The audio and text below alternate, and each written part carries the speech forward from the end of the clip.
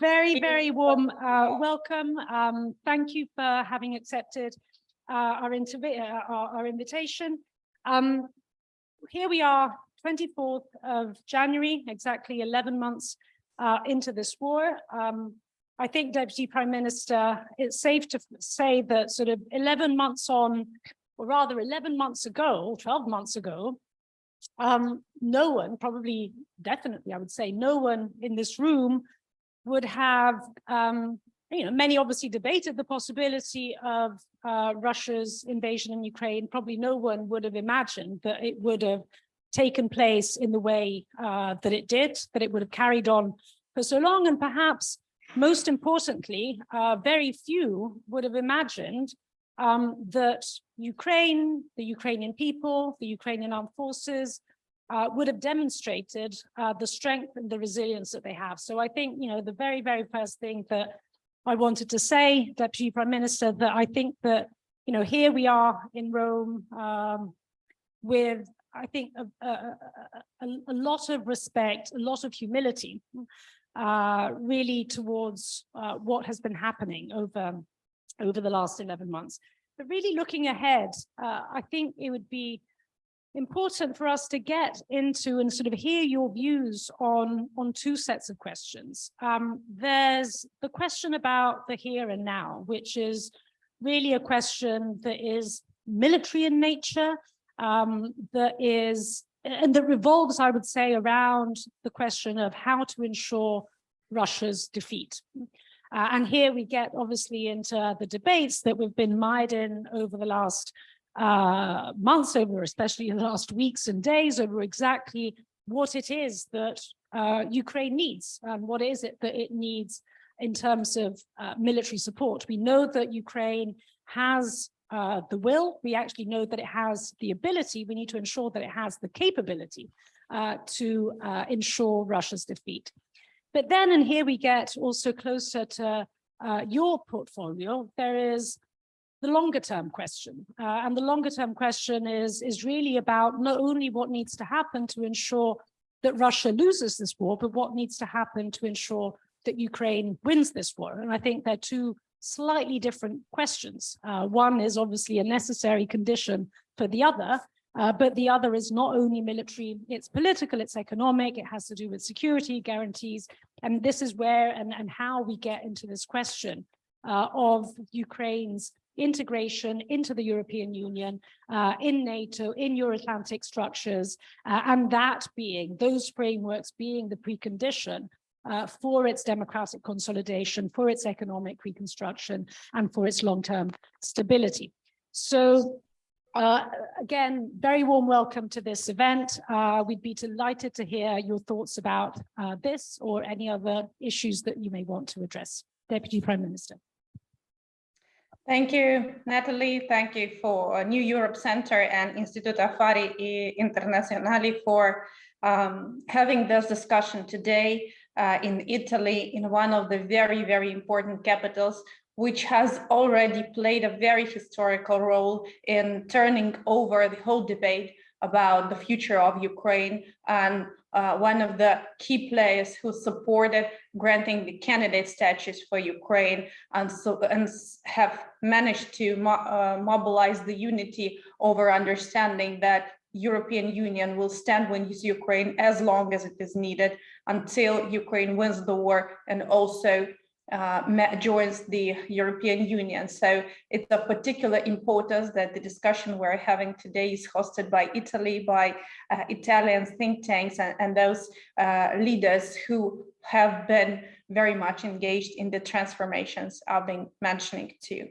What you've very rightly mentioned about the war is something I want also to pay attention on, that this war has not started on February 24th last year. Russia has been waging its aggression for 9 years already, since 2014, when the first Russian soldier crossed our international recognized borders, annexed Crimea, and launched the war on the east of Ukraine in Donetsk and Lugansk regions. On February 24th, the war of aggression just moved to another stage, to a full-scale war to mass atrocities, war crimes, to massive attacks against civilians with drones, missiles, ballistic rockets across the whole country. There is nothing that Russia has not tried in its attempt to break us, absolutely nothing. Now, the Kremlin prepares for the next wave of mobilization. The heavy fighting continues for every town, every inch of our soil in eastern and southern Ukraine. You might have heard in the news about Bakhmut and Soledar, but there's so much more on the front line, lining for 1,500 kilometers. Every our step forward is a result of the enormous efforts of the heroism of Ukrainian army, which has been shown on a daily basis with the support from our international partners. Russian invaders are currently concentrating their forces for another offensive to counter the offensive, to defend our people there and the country as a whole. We, of course, need more military support. We understand that the major turnover in this war will take place very soon, and any kind of massive offensive operations by Russian Federation planned so far should be immediately defeated, and we should be prepared for that. That's why I'm absolutely grateful to all of the partners who has announced packages of additional military support, and particularly the ones from Baltic, Poland, and Great Britain, who has made its effort to concentrate everything which is needed to make sure that Ukraine is entrusted with another packages of military support to be able to plan counteroffensive operations, to plan the defending operations and defense operations. Ukraine is going to win. It's a clear message already known to everybody. Now we're talking about how this victory would look like, how long the war has to last to make sure that Russia is taken out of Ukrainian borders, that Russia bears responsibility for the crimes committed. There cannot be any doubts in a successful outcome of this war. And the successful outcome is not only the victory of Ukraine, but this restoration of the security in a whole Europe and the order based on international norms in the whole European continent and around the world. We all followed the latest Ramstein meeting, as I've said, and see again the hesitations and indecisiveness that will just cost lives of Ukrainians. Additionally to a very successful outcomes of this meeting, there has been still sad and concerning messages where we heard that some leaders didn't hear the plea of Ukraine and didn't, let's say, pay much attention to the intel and military information they have from their services, confirming just the fact that Russia is preparing for another wave of massive military aggression. We need to stay strong. We need to be able to defeat Russia on the battlefield, to make sure that we pave the way towards implementation of the peace formula and the peace talks further. We also have not to forget that when we're talking about the war, what is happening in Ukraine goes far beyond anything you can call the war or the war crimes. Massive terror and genocide against civilian population, massive missile shelling around the territory of Ukraine, mostly in the central part of Ukraine, not so far covered by military aggression or active military engagement. Hundreds and hundreds of missiles of every possible time has been shelled to Ukrainian cities. And now when the strategic reserves of the missiles of Russian Federation are getting lower and lower, they're using less and less applicable missiles, which leads to growing atrocities against over civilian population, massive cries. You all have seen in the news the recently destroyed residential building in Dnipro, where mothers, fathers, elderly people, small children has simply died because of the shelling of the Russian Federation. And what we can confirm that it has been done deliberately, all the facts witnessed in that regard. That's why we also urge not to forget about the human suffering in the areas under occupation. You all have seen, and your leadership has been in Ukraine, in areas near Kiev. We've all seen the pictures of dead people lying just across the streets. And now I can confirm that they were not allowed to be buried. They were not allowed to be collected out of the streets. They were simply killed and were lying there until the area were deoccupied. We hope that your Prime Minister will soon visit to Ukraine and will see with its own eyes everything which has been a result of this aggression. But many of the people have been living under occupation for 6, 7, and 8 months. Just let's take the Kherson and Kharkiv region, and that requires a massive and strong reintegration of these people in the society. These people have seen all the possible crimes which we could not even imagine, which have we only been recollecting in our memories since the Second World War. This is massive demoralization of people, cutting electricity, gas, and water supplies, leaving out them with their connection, massive torturing, raping, and different type of physical abuse over women's, men's, children, elderly people. This is the terror people have been living for every day they've been under occupation. That goes beyond war, that goes beyond comprehension, and this should not be forgotten.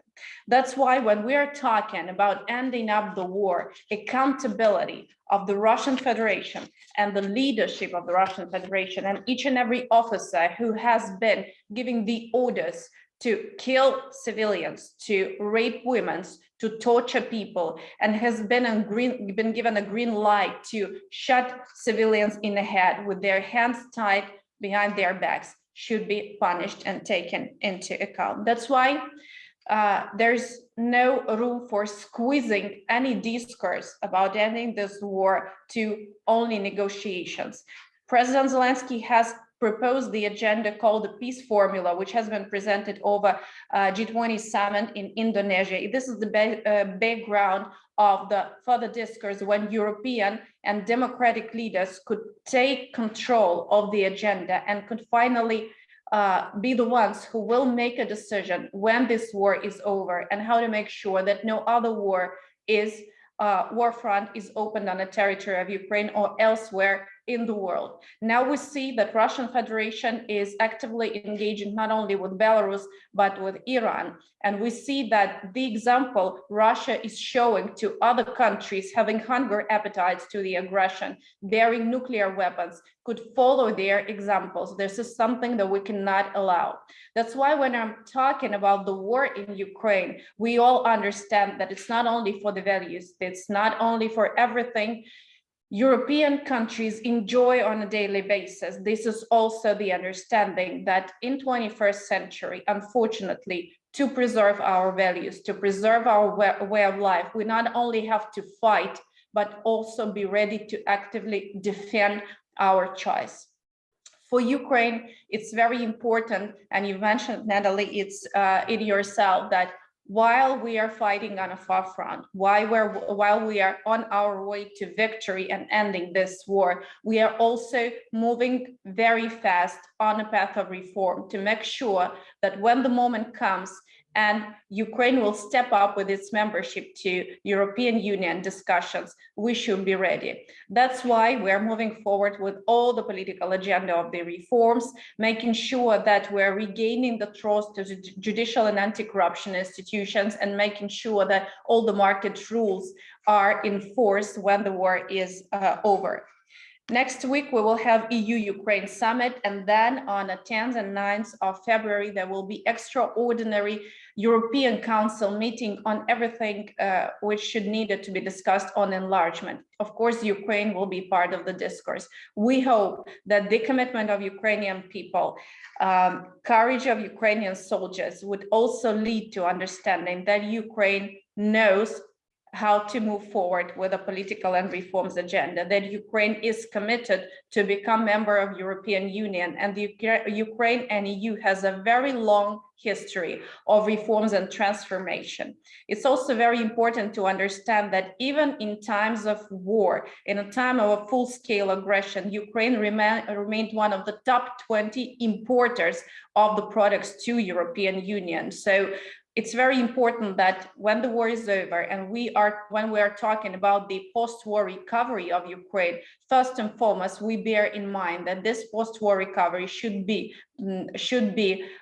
based on the reconstruction targeted to full integration into EU single market and connectivity. This reconstruction should be based on making sure that Ukraine is restoring the competitiveness of its economy and becomes a strong and reliable contributor to the EU single market. And of course, as a winning state, the state who has brought back the discussion on the security and has been fighting for the security in Europe, we want to sit down over the table where the political future of the European project is formed. So our main target through the times of war, as of politicians who are not fighting on a far front with a gun, to make sure that every inch of Ukrainian land, which will be deoccupied soon, would be given the hope to build a better future in European Union, and every drop of the blood of Ukrainian civilian and soldier would not be dropped in vain. So we do our job. Armed forces are doing their job. European Union is doing extremely well as a project, as a European project generally. We hope to have this unity over this year, while this is already the second year, the 12 months of war, which is coming soon. We need to stay strong. We need to stay united. We understand that time is running. It requires more and more efforts to mobilize more assistance, to mobilize more unity, to put more sanctions. But I'm sure that we all have to understand that as Ukrainians, no European politicians have other choice but to make sure that the victory comes as soon as possible and the accountability is followed by this victory. I will stop here and we'll be happy to hear your thoughts and to have the discussion. Well, thank you very much, Deputy Prime Minister. Thank you very much, Olga. Let me highlight a couple of points that you raised, which I think are really crucial before handing over to Nona and to the rest of the panelists.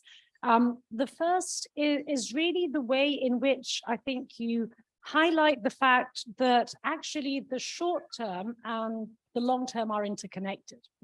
And what I mean by this is that, yes, indeed, we are in the midst of war now, and yet that doesn't mean to say that Ukraine is paralyzed on all other fronts. In fact, one of the issues that has been, of course, a lot in the news recently is the whole question of corruption and the way in which you're handling it. And let me say, you know, I was actually personally quite impressed by this. You know, I mean, to think that in the midst of a war, in a sense, there would be, you know, one would have thought there would have been a kind of overriding temptation to sweep things under the carpet, and yet this hasn't happened. And I think this is really remarkable. And again, it highlights the fact that, yes, there is the urgency of now, which is made of tanks, which is made of artillery, and yet these are also the building blocks for Ukraine's democratic consolidation, its economic reconstruction, and its long-term security. The second point that I wanted to highlight is also the way in which I think you put the spotlight onto the way in which Russia's invasion and our response, your response, but our response to Russia's invasion is obviously, yes, it's about Ukraine, but it's about, you know, much, much broader issues. It is about the culture of impunity. It is about international law. It's about the future of democracy. I mean, it really revolves around a number of questions which really stretch well beyond Ukraine, well beyond Europe, which is fundamentally what makes this war not just, quote unquote, a European war. And I think this is a message that, especially in the whole debate with the so-called global South is really something that should be highlighted. Very final point that I wanted to raise before giving the chair to Nona. Sorry. Yeah, well, the floor to her for a response. Is really this sort of two-faced interpretation of resilience.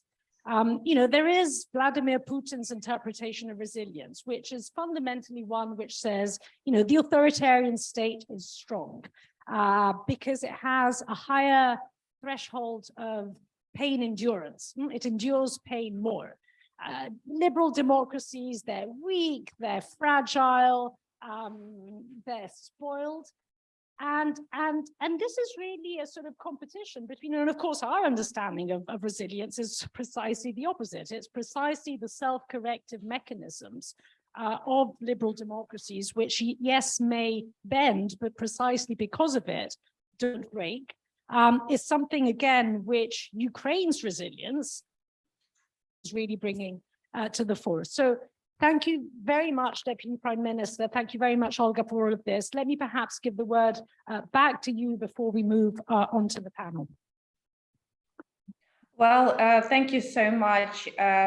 Indeed, I'm really happy that one of the key messages on my side was heard, that there should be no doubt that Ukraine wins this war. There should be no doubt that we will resist and stay strong, but it's very important what comes after. And the next steps after that are equally important for us, but for all of us, for all the European states. And EU membership is one thing, then NATO membership, the broader security architecture. This is something that Ukraine cannot suggest on its own. This is something that we have to do. And it's very important that we start with the real accountability and confiscation mechanism in that regard. This would be the first step, and all the others would follow. Thank you so much. Thank you so much. Olga, please join me in thanking the Deputy Prime Minister of Ukraine. Thank you. Thank you.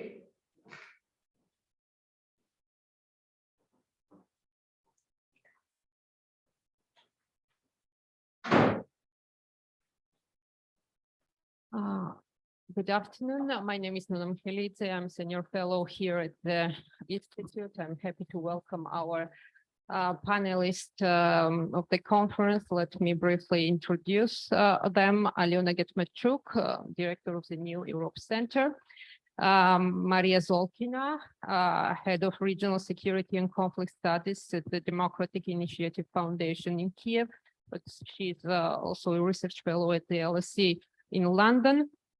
Then we have Thomas Kleine-Brockhoff, Vice President and Director of the Berlin Office of the German Marshall Fund.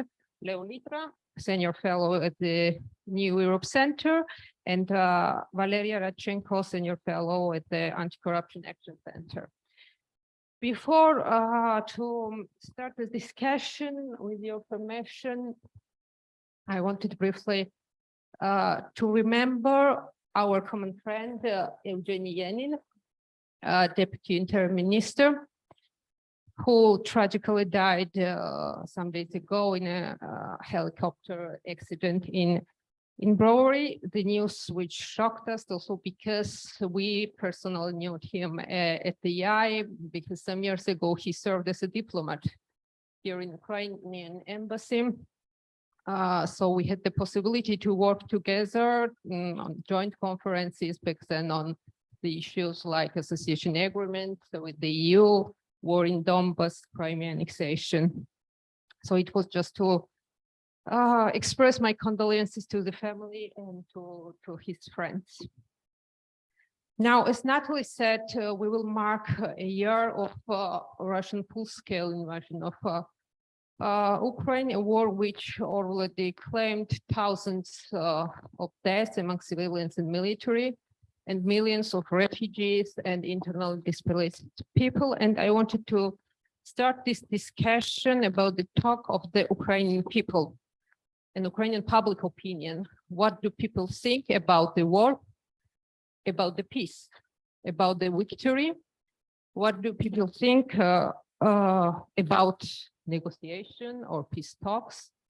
whom they trust most, and what do they think about EU and NATO integration.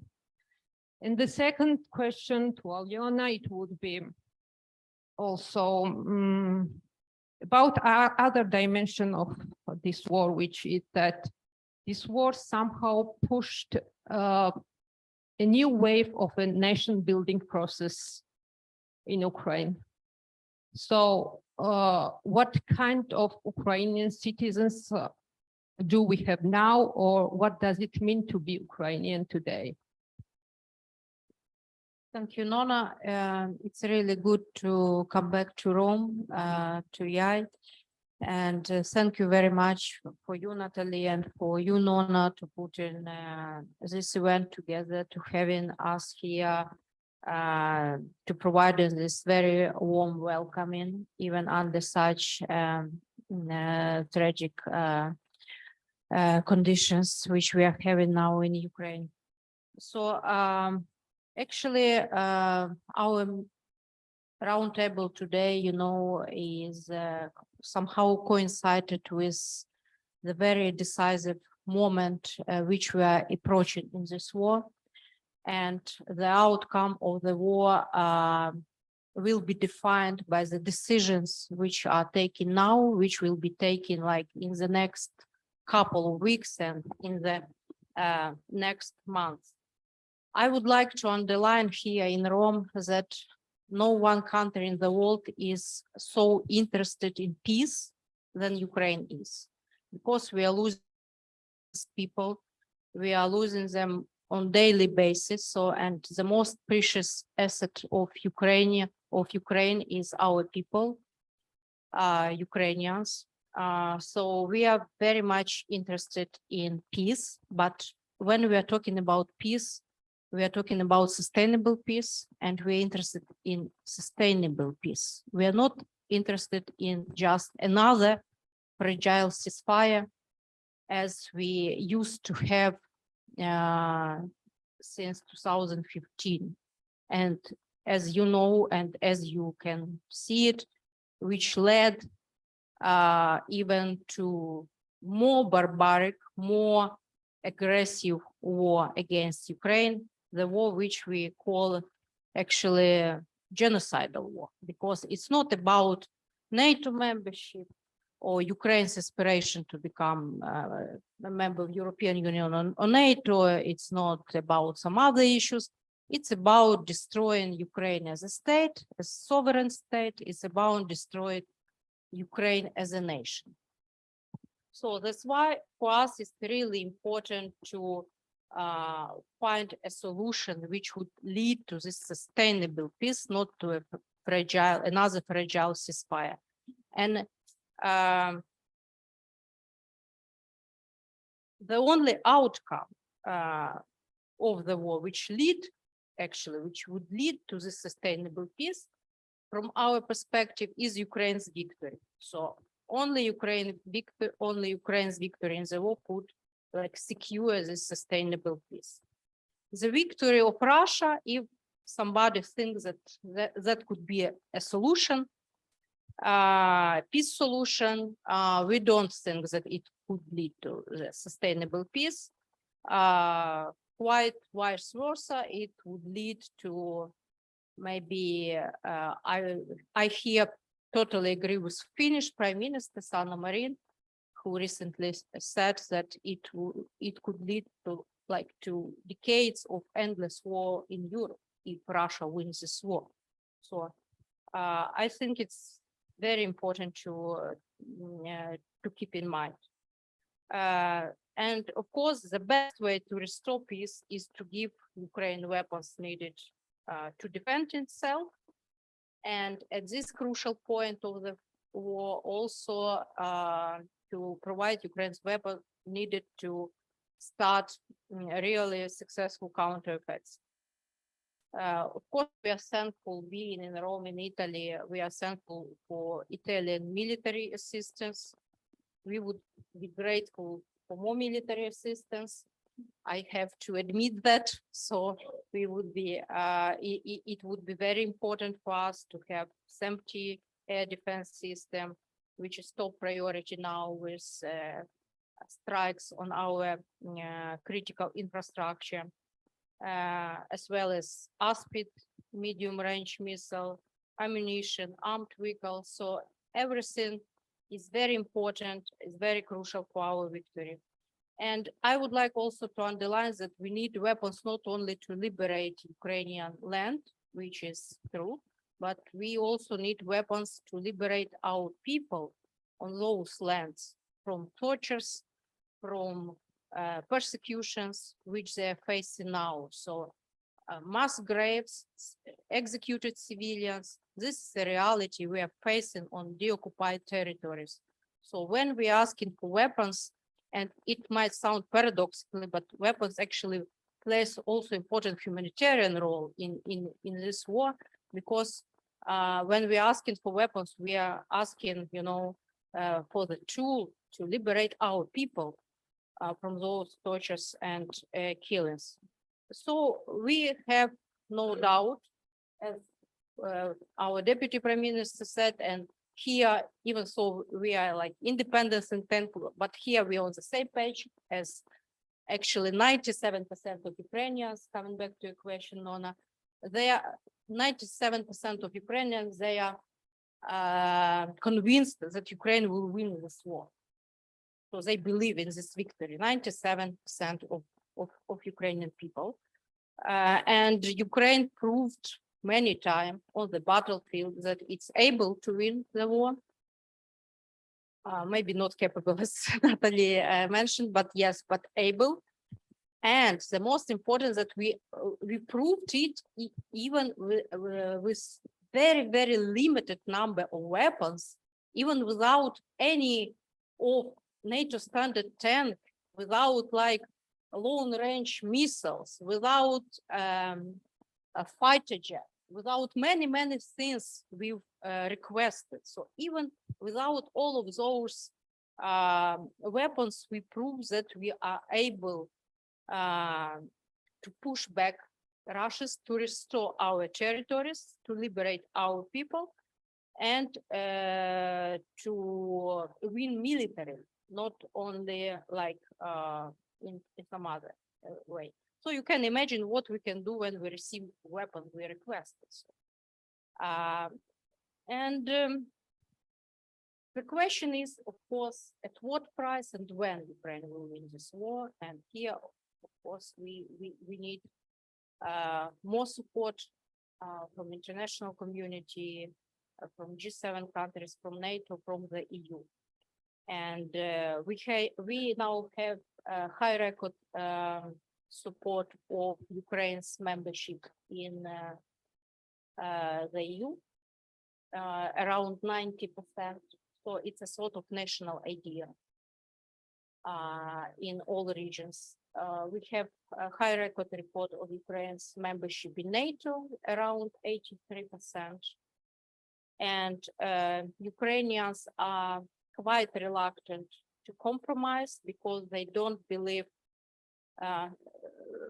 also around 86%, they're not ready for any compromise, like territorial compromise of Putin or on NATO, because our think tank, we commissioned an opinion poll recently, and it showed that people, 69% of people don't want Ukraine to refuse from potential NATO membership in exchange of withdrawal of Russian troops.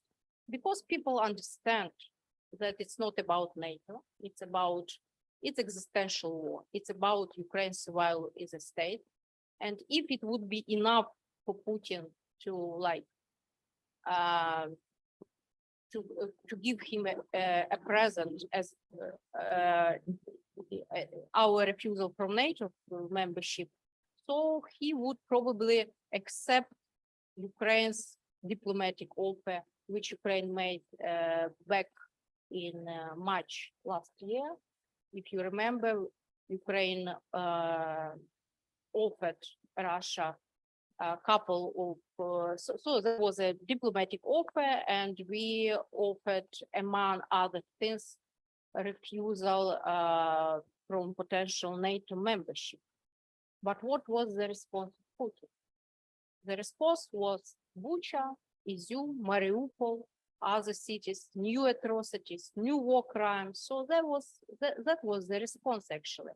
That's why people and Ukrainians, they don't trust to any statements from Moscow about their shit.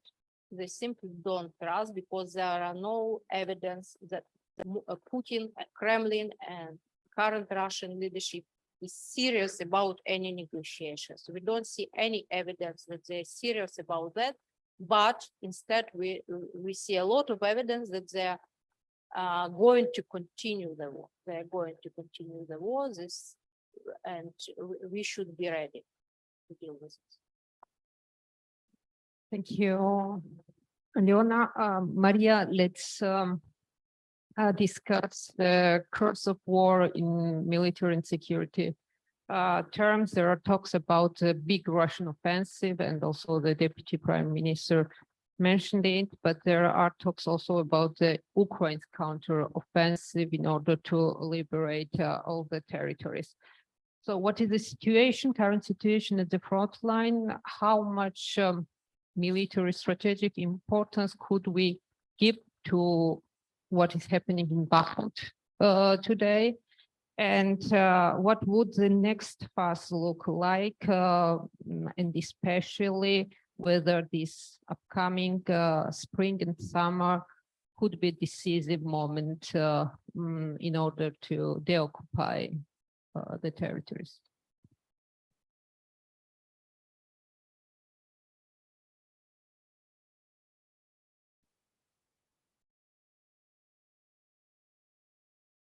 It would be, yeah, it works. Thank you. Yes, speaking militarily about the security situation on the ground. So the front line only seems to be more or less stable. In fact, we have a couple of the hottest spot, let's say. One of them you have mentioned already, it's Bakhmut in Donetsk region. At the same time, we have to understand that the Bakhmut battles are going on for more than 7 months already. It's even not the main city in Ukraine-controlled part of Donetsk region. So it's about comparing capacities, because for a long period of time, especially in last year, there was no real trust, and there were doubts on the side of number of Ukrainian partners that Ukrainian army will be technically capable of preventing Russia from attacks or defending its territories. And situation like in Bakhmut, it's one of numerous examples how it's possible, even with the serious lack of needed weapons and ammunition. As of now, I completely agree with the idea that Russia is fully preparing itself. Maybe it's something with this mic or.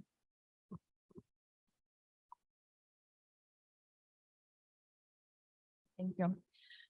That Russia is preparing for another attack, because we need to understand, in order to be ready to for specific developments, we need to understand what are the interests of parties. So what is the interest of Russia right now?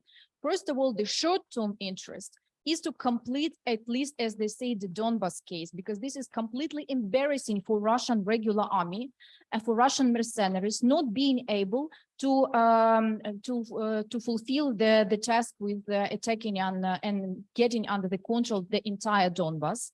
And Russia will not be able to do that at least until 2023. This is the worst scenario, that Ukraine is losing control over Donetsk region, but it will not gonna happen unless Ukraine is fully out of weapons, there is no support, and it will take at least 8-12 months. So it's like that. It's about the real capacity of the size. But Russia will continue trying to push in Bakhmut, because their main goal is entire control over Donetsk region. As of now, that's why, for you to understand why regular forces of Ukraine are still keeping trying to stand firmly when it comes to Bakhmut. Because this is just not about Bakhmut itself, this is about preventing the further attacks on another city in the Donetsk region, and it's regardless whether it's Bakhmut or will it be at Sloviansk or Kramatorsk. So it's important to Ukraine. At the same time, also for understanding, it's not appearing on the media, on international media, but Ukraine is back on the ground in Luhansk region, which is very important. So Ukraine, at the late autumn, Ukraine has started pushing Russian forces in Luhansk region. So we are back on the ground. So and it's very important because it's distracting Russian forces from Donetsk region. At the same time, they cannot feel comfortable and stable in another occupied part of Luhansk region. And it was a direct, I mean, this strategy to start fights for Luhansk region cities was a direct result of rapid and super efficient counteroffensive in Ukraine in Kharkiv region. Why? Because as soon as Ukrainian forces were moving fastly in Kharkiv region and liberating the region, what happened in Luhansk? All the regular Russian forces and mercenaries just packed and moved closer to the center of the region, to Luhansk. Why? Because they do not have the serious defense line there. And it's in order to understand that as soon as Ukraine is equipped enough, so another counteroffensive will be probably really efficient and effective. When it comes to the south of Ukraine, so here you all probably know that Ukraine has liberated the right bank of Dnipro River in Kherson region, and it was proves that the occupation not necessarily means bloody battles all the time.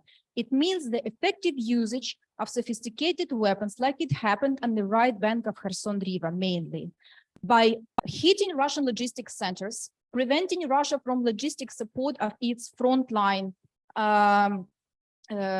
military units, and making them cornered like actually, and altogether that led to the military decision from Russians to withdraw from the right bank of Kherson region. So as of now, when it comes to Russia, they're interested in pushing further in Donbas and in organization of another assault. It can happen along the already existing front line, for instance, in Zaporizhia region, which is more comfortable for Russians in terms of landscapes and so the open terrain, let's say, to try to target the Zaporizhia. It might happen in absolutely different part of Russia-Ukrainian border or Ukraine-Belarusian border, Belarus border. Why? Not necessarily because Russians might be interested in occupying Kyiv. I mean, they're interested, but they understand that they do not have enough capacity to do that. But their interest with this kind of operation can be like to distract Ukrainian army from already existing frontline. Very simple and straightforward logic to make Ukrainian forces not just to stand along the border, northern or northeast border of Ukraine, but to have a position in war at another part of the country.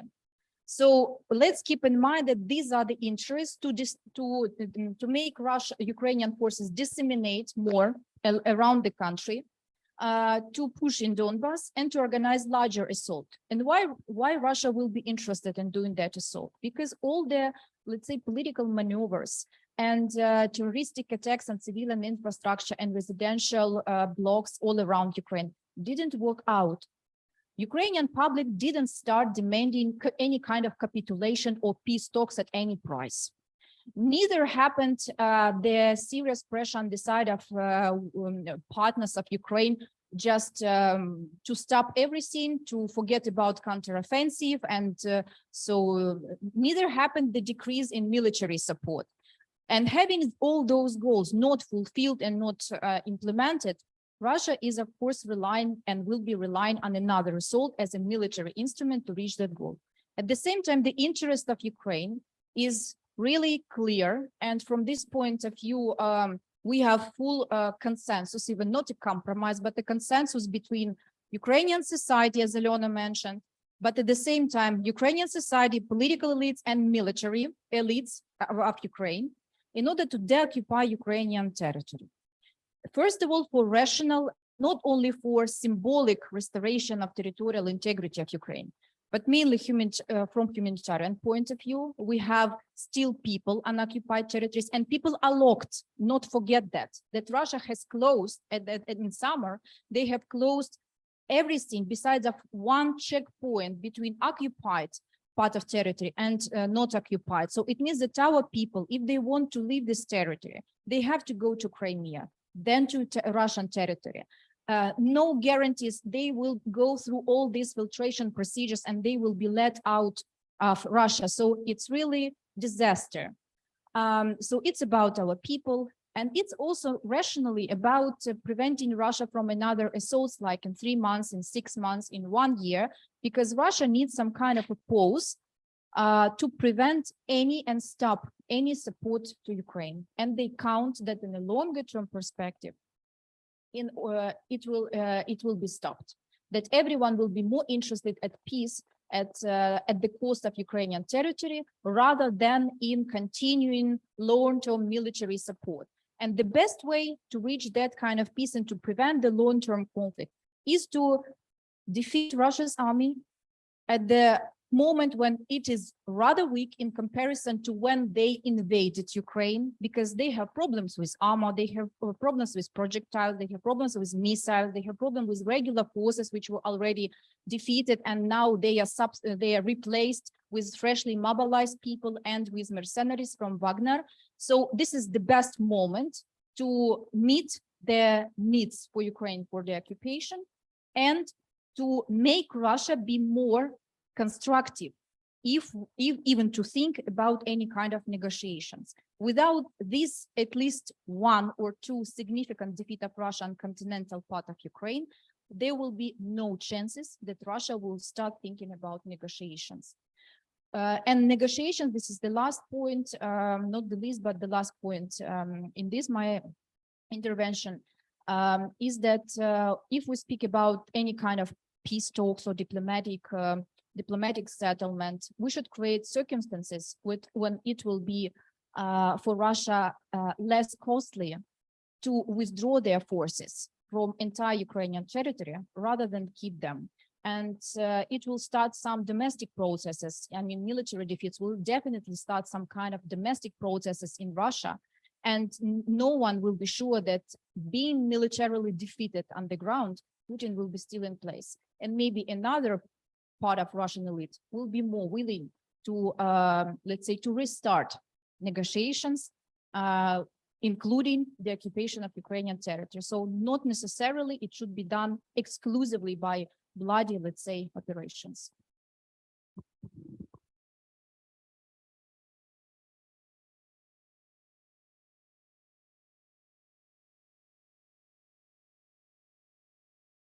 It's a decisive moment, as Alona mentioned, exactly because without armored vehicles and especially combat tanks, it's not possible to speak about large counteroffensive. I mean, we can be sophisticated like we were in Kherson or in Kharkiv region, but when we speak about larger counteroffensive operation, for that reason, we are asking for battle tanks, because this is like to save human resources in the army, not to use them as a cannon fodder like Russia uses their land forces. As soon as Ukraine will start receiving some portions of battle tanks, this counteroffensive will be definitely started. From where will it started? From Kherson part or from Zaporizhia? So majority of military experts on the ground say that it's more favorable to start it in Zaporizhia region. But in my opinion, we should look into other regions.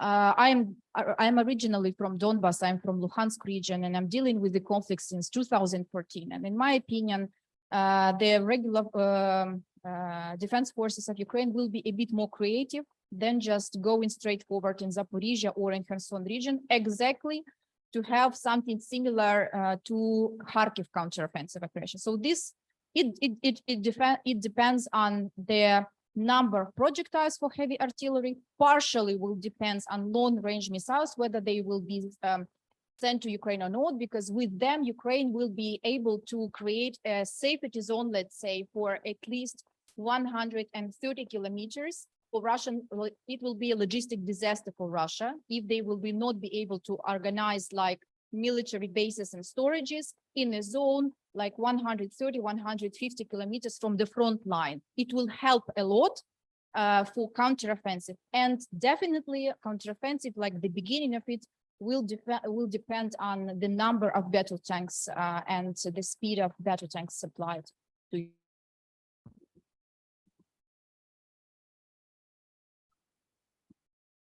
Leo, granting Ukraine with the EU candidate status was a sort of demonstration of dismantling a myth about Ukraine being a failed state. Maybe there were some grounds also to think so, and that's why some would argue that it was kind of emotional decision from the EU side, but I think it's really not that, because for me it was kind of a recognition of the work that Ukraine has done since signing the association agreements with the EU. And I think that you know, in the literature, we often see there's a lot of criticism toward the EU democracy promotion in the neighborhood. But at the end of the day, it tends to be unfair, because the resilience that we see now in Ukraine, in military and civil terms, I think it's also thanks to the EU democracy promotion in Ukraine, and thanks all the reforms that Ukraine has carried out. Now, looking ahead, it seems that EU still wants to stick to the regional approach when it comes to the accession process, but I think that it's not really about the competition between the candidate states, and the approximation toward the accession process should be merit-based. So where we stand and what to expect on this way.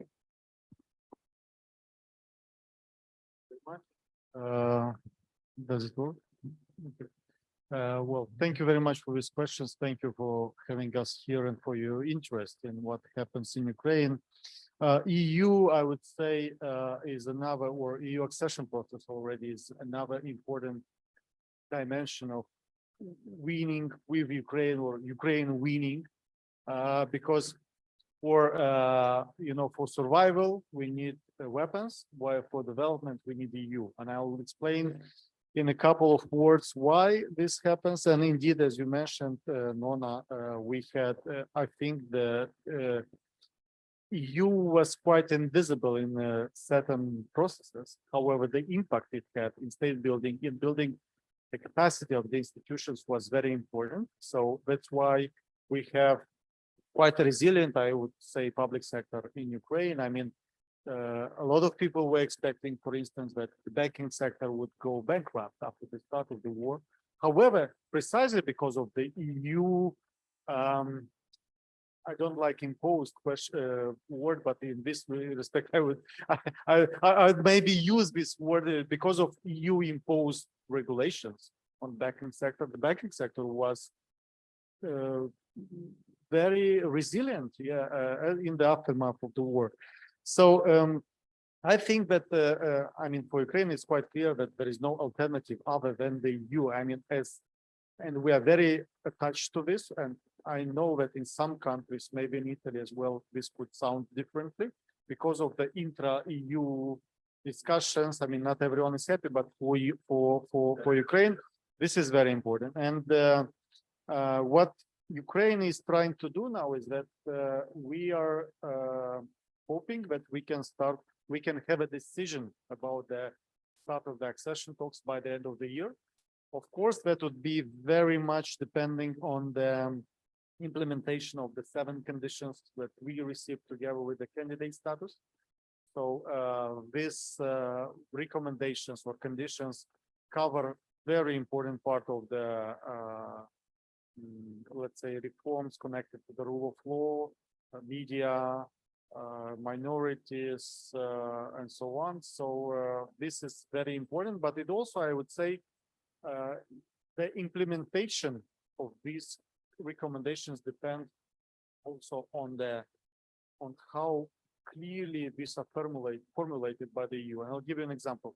Those recommendations which were formulated very clearly by the EU were fully implemented already, or mostly implemented. And those which require some interpretation, and you never know, is this precisely what you meant or not? You know, like ensuring the level playing field in certain areas. Like, what does it mean? You know, so it's we have different reading of this kind of terms sometimes.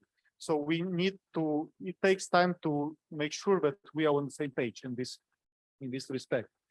And I personally believe that there is a chance that we would have a positive decision on the a decision on starting the accession talks at the end of the year.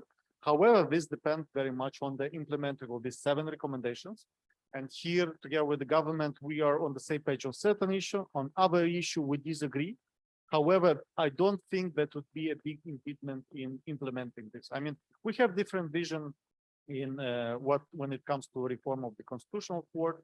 We have different vision when it comes to some other reform. However, there is a very healthy discussion about how these reforms should be implemented. And I think this is also some of the like a sign of maturity in terms of, you know, how it's the accession process being built on. It's not led only by the authorities, but it also you have to carry on the society with you, because this is something that would impact above all the entire society. And the second thing is quite important. I think the report that we will have in November. I mean, for the first time, Ukraine will be assessed in the same way that other EU candidate countries are being assessed. And then we will discuss here, and we'll see to what extent we are ready to face a competition, as you said, but a healthy one. I mean, with the other EU candidate countries. And I suspect that we will be able to compete because, you know, we had this association agreement and DCFTA, which were preparing us for this accession. Therefore, I agree with you when you said it's well, maybe it was emotional, but we had everything in place before the war started. So it's not a gift for Ukraine. It's something which is merit. It was merit-based, and I think that this should be also the model that is being employed in the future. Precisely because I think that EU and EU countries need to have the following approach: everything for winning the war, and second, when it comes to EU accession, strict but fair. And so there is no automatism in regard of the EU accession, and should be all the progress in the accession process should be based on the real progress in reforms. Because otherwise, I mean, I think we as think tank community would go like into dispute with the government, because we need Ukraine to be reformed. However, the accession process, I think, should be fair on both sides. And here I have some questions to reflect on in terms of how EU is going to handle this process. We carefully studied the Balkan experience. We went to these countries, some of our delegation, just a few months ago. We talked to all the people there involved in the accession process, and we understood that this process does not necessarily mean that if you are successful in implementing certain reform, does not automatically lead to progress in the accession process. And here we are slightly worried about this, you know, bilateralism in the accession process, when a certain country can block the entire process because of some bilateral dispute. And, you know, we have such countries in the EU. Luckily, there are only a few, maybe only one. I don't know exactly how to say. Yeah, in Ukraine's case, I mean, but yeah, but one country is enough to block the entire process. That is what is disturbing, really. I mean, we saw the case between Bulgaria and North Macedonia. I'm not going to go into the nitty-gritty, I mean, into this case, but we saw the consequences of this case.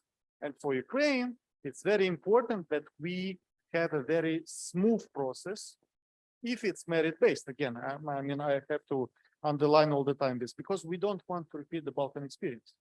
This is very important for us to serve this wave in a way, while it's still, while we have this impetus, while we have this energy to do a lot of things. And I think that, of course, with all the hardships of the war, we have a unique opportunity in doing certain reforms we cannot do during peacetime. I mean, it's such a zero tolerance towards corruption in Ukraine, yeah, because of the war, because you know when people are suffering, someone dares to get involved into corruption cases or something. So I'm trying to show that there is a very big opportunity in this respect. So I mean, it's not Ukraine who has to tell EU, of course, about the EU reform, but for us, it's very important that this methodology of the enlargement is, in a way, is used in how to say, in good faith, in a way, in relation to Ukraine, because as I mentioned, the Balkan case does not inspire us, unfortunately, and we hope that EU will go through its own reform in this respect and will either go with the qualified majority. Well, it's up to you to decide. However, this will impact also us because at some point we will join the EU. But in the meantime, I think we have a sort of win-win approach, which could be in place for now, as the EU is thinking and reflecting and reforming and preparing for the new accession. Hopefully, Ukraine could be given more access to single market, would be integrated more like what we call a gradual membership in terms of, you know, having access to different institutions, because we have these cases when back in '93, Sweden, Finland joined the four freedoms of EU, the European Economic Area, yes. And then in '95 became members because, I mean, you know, the biggest part of the key was already in place. So we are looking also at this kind of creative models to make sure that EU integration becomes something very measurable. You know, it's not this black and white or everything or nothing approach in terms of the process, yeah? You run a marathon and maybe in the end, maybe it's not certain, you are entitled to receive a medal. So we would like to have this process divided in many chapters, yeah, in a way, so that we keep up with the enthusiasm. I think I'll stop here, and then I can answer questions. Thank you, Leo. Let's remain on the topic of reforms. And Valeria, Ukraine's fight against corruption continues. There are a number of scandals now emerging around the procurement systems, and several deputy ministers have resigned. One of them was arrested, if I'm not mistaken. But we see this two sides of the story. On one side, the problem persists, but on the other side, the culture to fight the problem is systemic. So what are the challenges ahead also, because to carry out the anti-corruption measures is the homework to be done on the way of EU accession process. Well, thank you for the questions.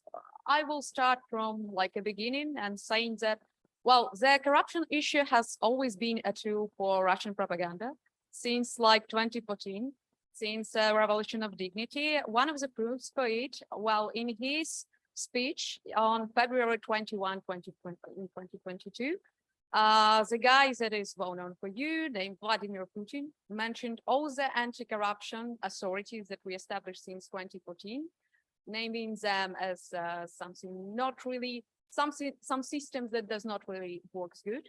And as you know about Vladimir Putin, If he names something black, that is definitely white.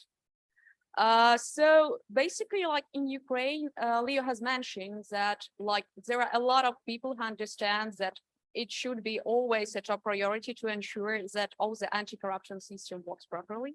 Even before the war, there were 90+% of Ukrainians who were actually like saying that anti-corruption should be one of the priorities for the government.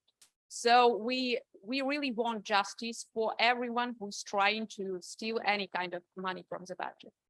Also, like regarding the whole system that I was talking about. So during the last 8 years, we have established really like developed anti-corruption systems that is well known in the world among experts. For sure, like it is really hard to understand among the citizens. It seems like, well, there are like 4 different authorities that they're doing more or less the same, but like people who understand how it works, they understand how efficient the system is. So on the level of prevention, we have like the most developed e-declaration system. So it is usually sometimes in the EU, people are quite shocked of it, but before the war, before we had some risks on the information, you could see the e-declaration of every official. So you could just come to the internet, go to the special website and see how any kind of official you faced, how many this person earned, how luxurious his apartment is, which car he or she has. And this information was totally open and became a major tool for every kind of investigation journalist, for civil society, and so on. So it was like the level of transparency was super efficient. Also, like on the level of the prosecution, we have NABU and SAPO that works really good. And like within the war, it was always, we had like a major development thanks to the appointment of the head of SAPO, of the head of Special Anti-Corruption Prosecution Office. It's actually because of him and because of his appointment, you have seen so many titles about these anti-corruption scenes lately. Because when he came to the office, and I should mention here that only after he was appointed, our anti-corruption system could work properly, because to work properly, you have to have permanent head of the organ in place. So he has started to look into all the cases that have been like with not proper attention for the last years. So just imagine like this kind of deputy minister you mentioned, it is like deputy minister of development. He just tried to steal some money and he was immediately caught by law enforcement. And that is like, have seen like there are not so many cases that are registered, but if anybody tries to do like everything with the public money now, it is spotted immediately. And like we have sufficient whistleblowers and whistleblower systems that is now like makes a really new turn. So like you really know that there is no way that this case will be in some other place. We also have special anti-corruption court. Really, we had like lately before the 2019, we had this loophole that we had some anti-corruption cases, but there was no justice for these people because our judicial system, as in many countries, was a challenge as well. So after this anti-corruption court was established, we really have like a real prosecution. It is nearly 100 cases that are in place now.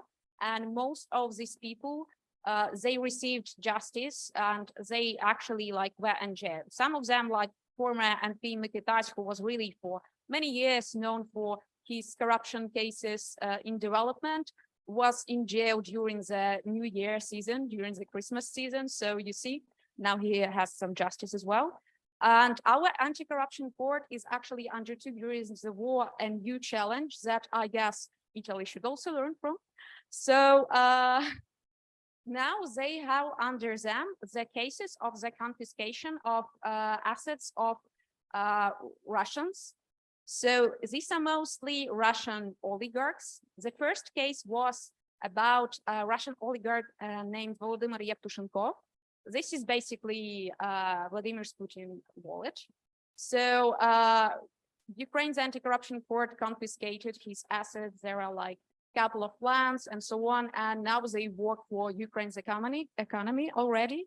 We are finalizing the case of other well-known oligarchs that has some really close ties in the West, called Deripaska. We shall see the decision on him in like coming weeks. Of course, as the civil society, we monitor like every decision of the court, and sometimes we don't think that the justice is in place as in every country this happens. For instance, as the case of the other oligarch, Shelkov, not all the assets that we think as civil society should be confiscated were confiscated, but again, that's how democracy works, right? So regarding some other case, also to understand the case with the Ministry of Defense, just when the journalists, well, it's our super experienced journalists who issued this investigation. So right after this investigation was in the press, the NABU, the National Anti-Corruption Bureau of Ukraine, actually published that, well, we already know about this case, we are already prosecuting this, and these like people will receive their justice for sure. And as you see, like anybody who tries to interfere within the process, well, he cannot finish what he or she started. Also, you all understand that anti-corruption, proper anti-corruption is not possible without the judicial reform. We have major development in these kind of spheres during the war as well. So we have established finally the Working Commission of like High Council of Justice. As a civil society, we're also really glad to see among this commission our representative, like a guy who used to work to ensure that, like, who used to check all the judges within the civil society. Back then, it was hard to imagine that anybody from civil society can get in such a close structure. But now it is like we have people with dignity, with integrity who are serving there. Now we also ended the selection to the High Qualification Commission of Justice. This is the body responsible for like selecting the new judges. So you understand it is really important to actually like change the process, change the system. And I shall say that we have like really good candidates there that also were working within the same National Anti-Corruption Bureau and so on. So the last phrase I shall say that we do not know any other country in the world that has to face full-scale aggression within its borders and also fight corruption at the same time. So if you can name the other one, name, but well, I guess it is quite a unique case in Ukraine. And last but not least, Thomas, and now we will to speak about the future because we want to deal with Ukraine's reconstruction. In October, Chancellor Scholz and EU Commission President Ursula von der Leyen pledged for so-called Marshall Plan for Ukraine, and at the Davos Economic Forum, Scholz called to the private sector to contribute into this plan. Now, I would have two questions. What should the framework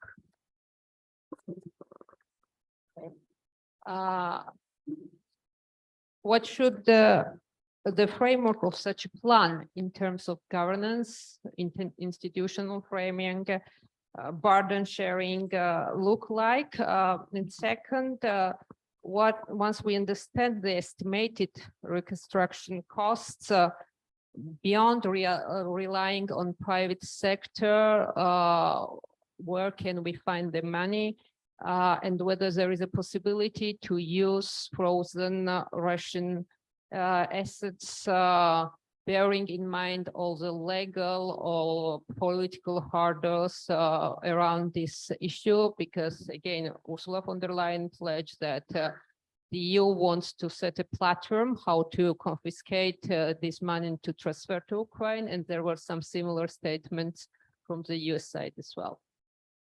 Well, Nona, thank you. Coming from Berlin, I am so glad you asked me a question that is not about leopards. Thank you. That's a good start of a conversation, okay? Although you like animals, so thank you. All right. So reconstruction. We've been talking about reconstruction for a while now. And it, in a serious way, started with the Lugano conference last July, in which the Ukrainians presented a national recovery plan. The Western donor countries presented a few white papers and were not prepared in the same way. We went to the Berlin conference, in which essentially the same thing happened. We had a lot of expertise around the table, but no decision-making and no progress. And that is important because when you use a framework like Marshall Plan for Ukraine, modern Marshall Plan for Ukraine, then of course you're already in the thought framework of a huge project, Marshall Plan. I work for the German Marshall Fund, and I think I've counted 48 different Marshall Plans suggested. A Marshall Plan for digital modernization, a Marshall Plan for Africa or with Africa. So the number of Marshall Plans that I've seen suggested is every time somebody wants something big and wants somebody else to pay for it, right? That's a Marshall Plan in public conception. But it doesn't, people don't understand that the Marshall Plan is not an act of charity, but it is a strategic objective and a strategic method in which of enlightened self-interest that comes about, and it did come about in 1947-48 when the Cold War emerged. And by the way, this was a methodology encouraging the best in people rather than the worst in people, but for a strategic purpose, which is why I think the framing of a Marshall Plan for Ukraine is actually the correct framing, because it is the first time, forget all the other 48, that we can point to that strategic rationale. So the one key difference to the Marshall Plan that is important, there's multiple, but there's one important one, is at the time of the Marshall Plan, it was one country helping many in Europe.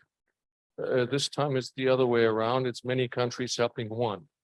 And why is that such a major difference? The major difference is that the key challenge here is donor coordination. You didn't need donor coordination. Also, you didn't have institutions at the time. The institutions at the time needed to be founded, OECD, KfW, all kinds of institutions in Europe founded through the Marshall Plan. Today, we have a fully fledged development banking scenery and a landscape of institutions. So donor coordination is a real issue. So it's not just a technocratic, Nona, you asked about the platform. It's not just a technocratic issue. It's the issue that will probably decide whether it's successful or whether 1,000 flowers will bloom and everybody's running in their own direction. Now, this week, and it's a good week to have this event here, it is a good time to report progress. Most of the publics in Europe haven't heard about this because it is a sort of a technocratic issue in the background. But last week, finally, agreement was reached as to how that donor platform is supposed to look like, how it is coordinated. And in fact, day after tomorrow, its first meeting is supposed to happen as a video call. And the governance structure was agreed through the G7 in its December meeting on December 12th. And the first big decision here is that it is the G7. That is the G7 that is the coordinating body together with the Ukrainians. And that is important because the G7, and actually it is what I would call the G7 plus, because it goes beyond, it will include other countries beyond the G7, because it's a big tent. This is a huge financial undertaking. The EU will be overburdened to do this alone. Your question about burden sharing is real, is important, and it will not just be transatlantic, it will be global burden share. Therefore, the initial idea to do this between EU and Ukraine has been dropped. Is also something that German Marshall Fund, we've produced the first blueprint of what this could look like. It's one of the suggestions we've made is where we sort of come out here. So, and that was facilitated by a call last week by von der Leyen with Zelensky that moved the last obstacles out of the way. The second point of this platform that I think is important speaks to something that Natalie has said earlier, is there is a short-term, long-term nexus. We're talking about reconstruction in the context of a long war. That could be, we're now focusing on issues that presuppose that Ukraine survives, actually wins this war, and that could be a while to go, and there's a lot of other things to do. We're talking about humanitarian help. We're talking about repair and reconstruction. We're talking about macro financial help. We're talking about military help. And by the way, there's also reconstruction. So why are we focusing on something that is way out there when we have all of these other things to do? And this is because of what Natalie said, referring to the Deputy Prime Minister, the short-term, long-term nexus, which is why the Ukrainians had been suggesting for a while and have actually succeeded in this current setup that is supposed to start day after tomorrow, to connect the short term with the long term, to have what they would call a financial Rammstein, which addresses the short-term financial, special macro-financial and budgetary needs of Ukraine, in the same setup that we will be moving into reconstruction further down the road. So what we're seeing is an institutional setup that is dealing with the short term and preparing for the long term. I think that is a response, a direct response to Vladimir Putin's way of warfare, because in October, before he started the infrastructure warfare, that was not the state of discussion. We wanted to separate the financial from the reconstruction. But we've understood, I think, in the meantime, that he is waging direct warfare on the survivability of Ukraine, and that this warfare needs to be addressed through a mechanism. The third point that I think is important in this is how this platform is working. So not to dive too deep into the technocracy of it, it will have sort of the steering committee will consist of 3 people. It's the Deputy National Security Advisor of the United States. It is the new head of DG NIR in Brussels, and it is the Ukrainian finance minister. Now that already points to an element of burden sharing. We need the United States to be on board with this. And there's a debate in the US Congress that says, we've done the lion's share of the military help for Ukraine. Why don't you have these Europeans do the reconstruction? And isn't that also that candidate country? Aren't they a candidate? And why should we finance the European Union aspirations of that country?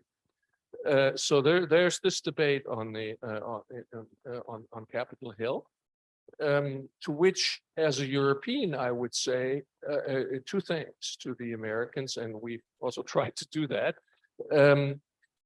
One is, if you made such an investment, you, the United States, into the security of Ukraine at the tune unrivaled by anybody else in Europe, would you want to create a failed investment because you win the war and lose the peace?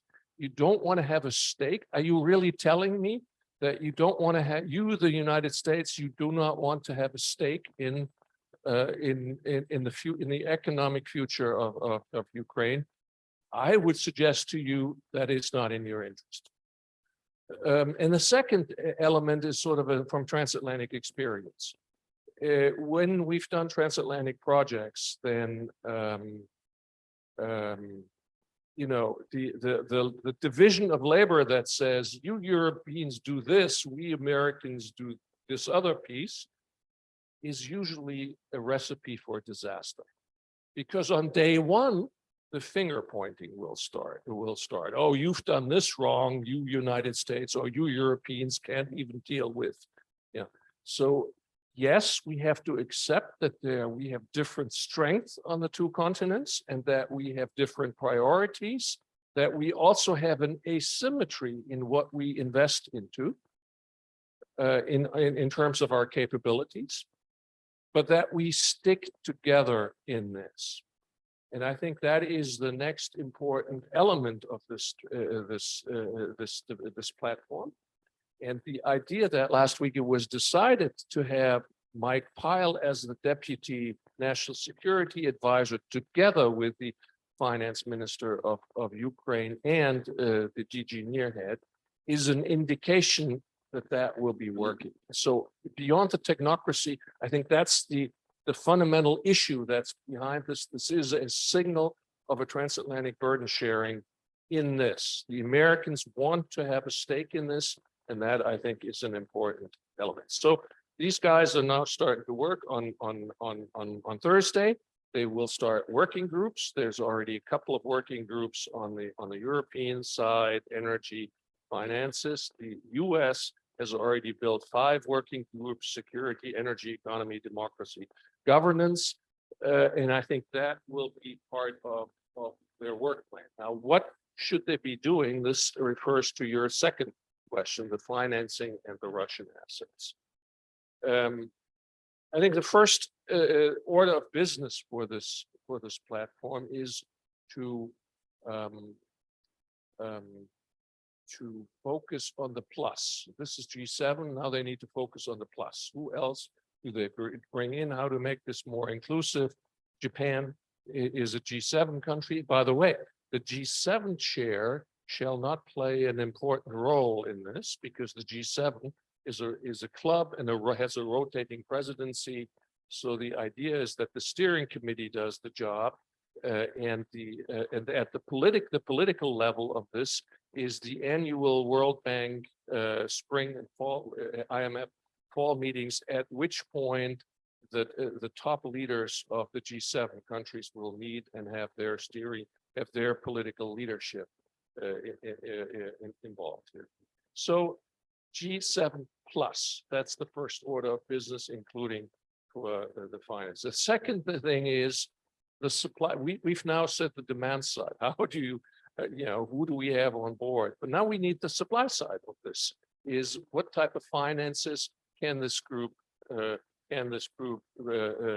provide? And the third question that they will have to tackle, I think, is the open structural problems, issues that we have ideas for, I think, but no solution. The first one is war insurance.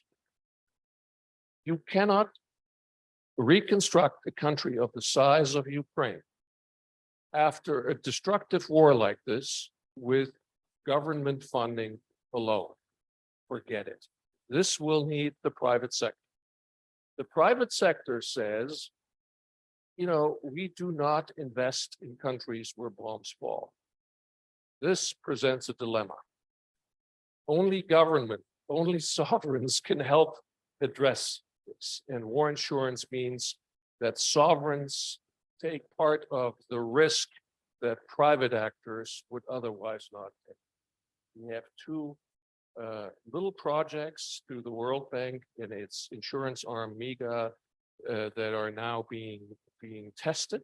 They're field driven, but it's small and we don't have a big solution on war insurance. Second issue is absorption capacity. Ukraine has a relatively low absorption capacity for international assistance pre-war. Estimates 5 billion a year, probably less so after the year. Look at the numbers we're dealing with. There is no absorption capacity. So we have to figure out ways to address the absorption issue, and capacity building will be one of them. we will need some version of civil society inclusion into this process that is not figured out yet, not at all, it's not even started yet, because the engine of democracy in Ukraine is civil society, and these are our friends, our watchdog, our guys that will be eyes and ears on the ground for this process to go right for the sake of Ukraine. So there's going to be a civil society issue. There's going to be, we will need to have rehabilitation and repair before we go into big scale reconstruction, because we're going to need to repair infrastructure and all of these things, including stuff that may be destructed twice. Now, which exactly European taxpayer are you going to tell, oh, by the way, your taxpaying money is directly transferred from your budget to the Ukrainian budget, and by the way, it is going to be it's going to be harmed, and we're going to have to pay twice. It's going to be a very hard sell to Western constituencies on that basis. So we need a solution to that, but we don't have that solution. And then finally, and I'm going to stop there and don't go into details, Nona, not to talk too long. There's the Russian assets question. This is a real dilemma, because the idea, and here I want to quote Natalie again, culture of impunity, as you framed it, would also include that this guy gets away with doing what he's been doing without accountability, including financial accountability through assets.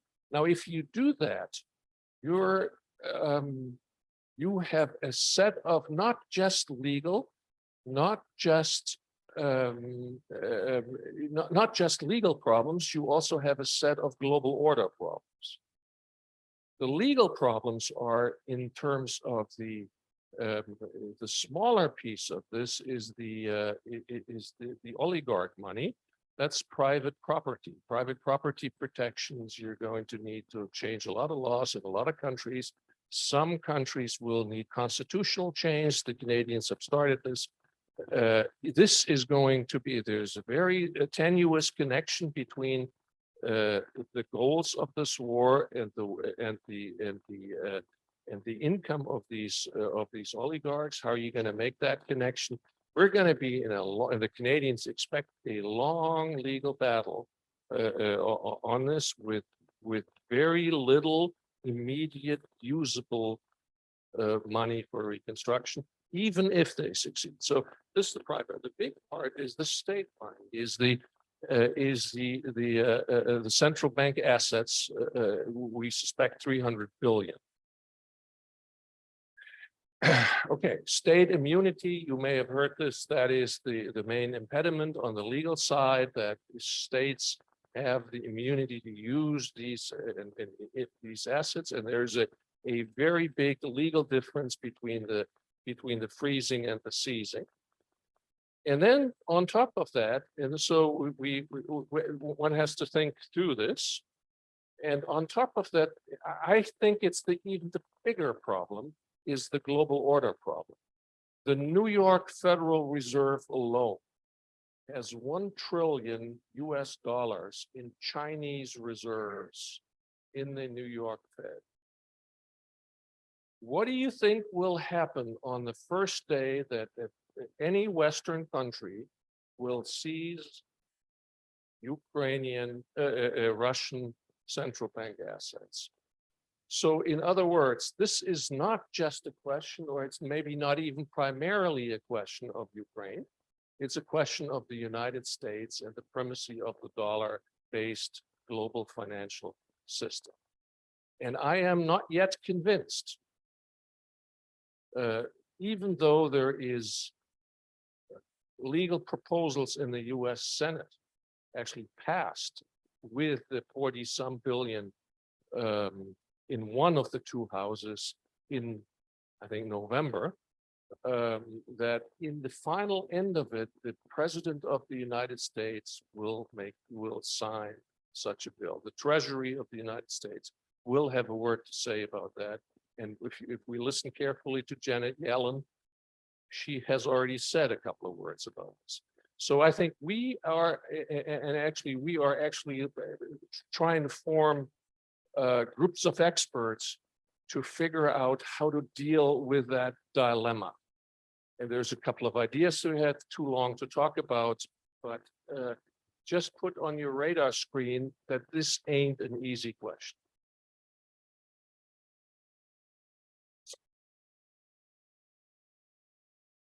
Your interventions. Now we are open.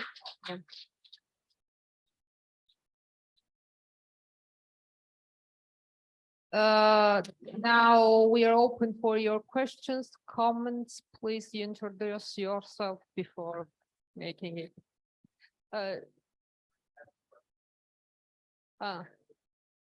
Yes, but it goes live on Facebook, so we need to.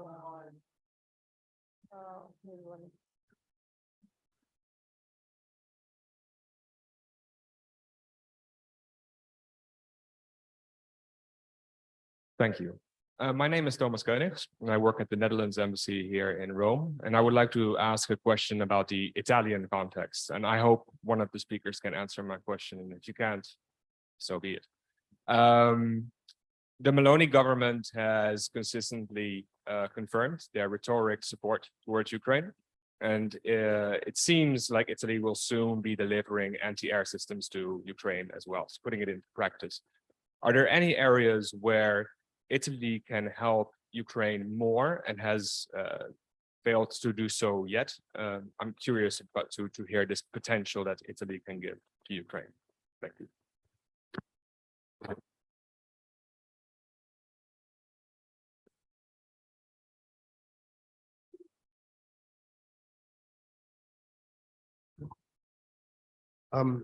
Riccardo Caro, I'm head of research here at IAI. My question is to you, Thomas. I mean, you have made a powerful argument about the wisdom of organizing coherent sound governance structure for distributing and actually coordinating funding and assistance, financial assistance to Ukraine. The one topic you haven't touched upon, and this is, I guess, as an annoying question as the Bupa question is for someone someone with a German background. What about the generation of resources? Because we are not just talking about coordinating the disbursement of funds. We are talking about huge sums that will need to be generated over the next few years. And, about resource generation within the EU, there is always the elephant in the room of the EU's own resources. So do you think first that another shot at something along the lines of the next generation EU is needed, and second, politically possible?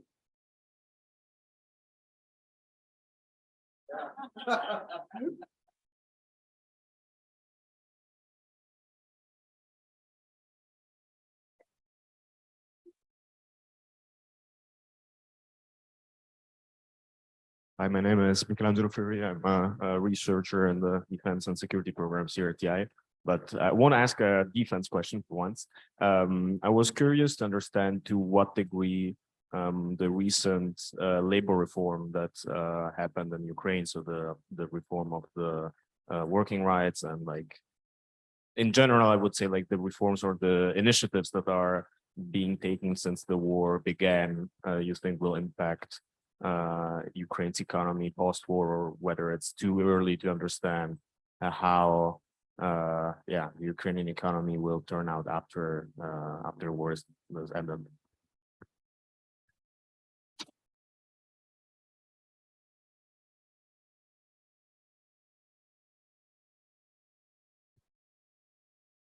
Thank you for this very interesting event. Laura Mirachiani is my name. My point is about accountability, because I think that after years and years of massacres, you call it genocide. It's very important to have this accountability process. Maybe somebody has an answer to my question. Would it be an international tribunal, ad hoc tribunal, as we had it in the Balkans, for instance? Would it be a more general court, international court? In any case, my problem is that you would need a resolution of the Security Council to decide on the use of this, or the creation or the use of an international court. And Russia is sitting in the Security Council. So she will say no. So my problem is how to circumvent this article. I do believe that accountability would be extremely important. There was historically some genocide that were never judged by any tribunal. And the problem remains with the people. There is, of course, a financial problem, compensation, and so on, so, but there is a moral problem. In this case, how do you figure out? Because I think that from the Ukrainian side, very often it is mentioned as a necessity. Thank you very much.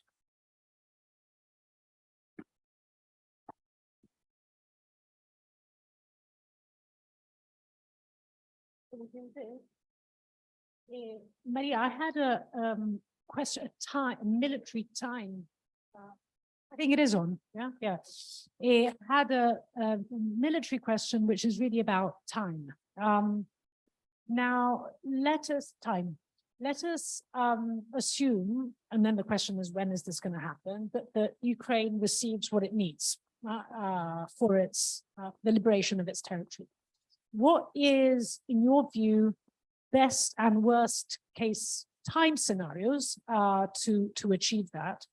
And the reason why I ask this question is that, assuming that that clock will not start ticking tomorrow morning because Ukraine does not have what it needs, is there a risk that, let's say, Ukraine will be in a position to start, for that clock to start ticking, but it will require, for instance, a year and a half, I don't know, to achieve its the liberation of its territory, and this obviously interconnecting with election calendars. And I'm thinking obviously here about the United States. So is there a risk, in a sense, that if that time needed for militarily, for liberation, assuming capability is there, that it will be halted because of the intersection with politics in the United States?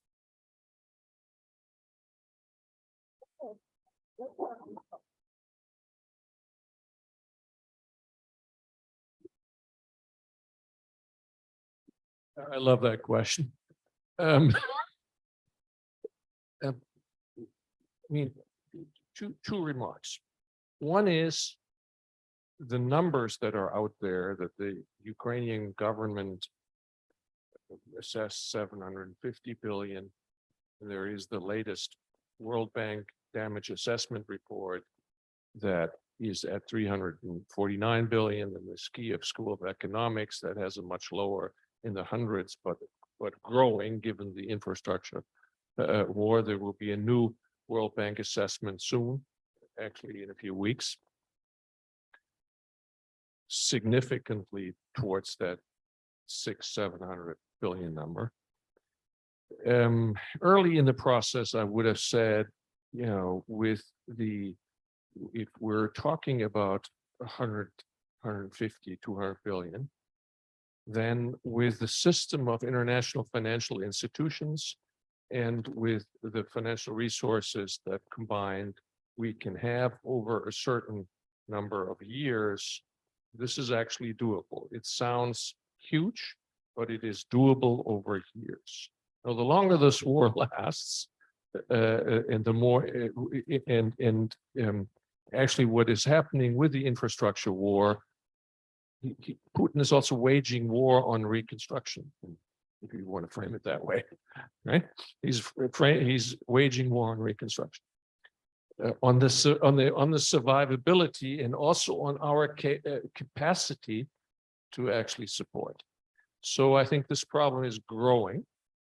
I think Ukraine needs to be aware that this won't be your Mercedes-Benz reconstruction, right? That is not everything that modernization includes will be paid for by some IFI. So there's got to be an expectation management component in this. That's I think my first point. My second point is, even if you do that, you still are going to have your problem is how do you generate these types of fund? And there's essentially four types of funds to be generated. First, you do a pledging conference. Everybody gives. You know, everybody pledges. Okay, so the second is you're touching and you're looking at the multi-annual financial framework, which has a midterm review coming up anyway. And you would say, European countries dig deep, and you're going to need to, we're going to increase the EU budget. You're going to go through budgetary resource and multi-annual financial. A third one is the one that you mentioned, is Next Gen EU. So it's common resources, but backed by the national central banks. And the fourth one is Eurobonds. Okay, it's common bonds. I don't see any other sets of resources out there. That's our choices. And when you go around and mention any of those, you will see rolling eyes everywhere. On each one of those four, and depending on who you speak with, somebody will launch into a long monologue on why that one won't work. And then somebody else will give you the same monologue on the other option, right? So that, I think, is why we haven't even started the conversation in Europe, because this is a red flag. Nobody wants to touch this in Brussels. And everybody knows this is going to be really divisive. I will tell you a little story and then I'll end my. One of the reasons Mr. Scholz didn't like, that's the leopard guy, didn't like the idea that the European Union takes the helm of the reconstruction platform, is because in her May communication, the head of the European Commission said, we would like to do this with Ukraine on the first page, but it was a 6-page communication. And in the 6th page, it said, and by the way, member states, we, the EU, don't have the money to do it. Please give us the money. That's when Mr. Scholz's red flag is, okay, the Next Gen EU and Eurobonds will be out of the question. Because it will kill my own power, because my coalition partner, the economically conservative Liberal Party, will leave the coalition and I will be outside of the chances. So that's why he had to have the big lasso for Ms. von der Leyen to rein her in. That, in my view, was the soul, well, I should say the soul, an important reason for the October conference, to actually get von der Leyen off that horse. And that goes directly at your question.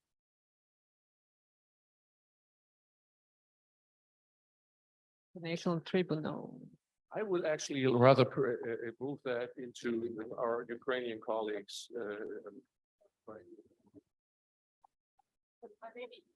Yeah, I watched on Italy, yeah, what was the first question. So actually 3 things where we still have space for Italy to be more active. Sorry. Yeah. The first is military and military assistance still. Yes.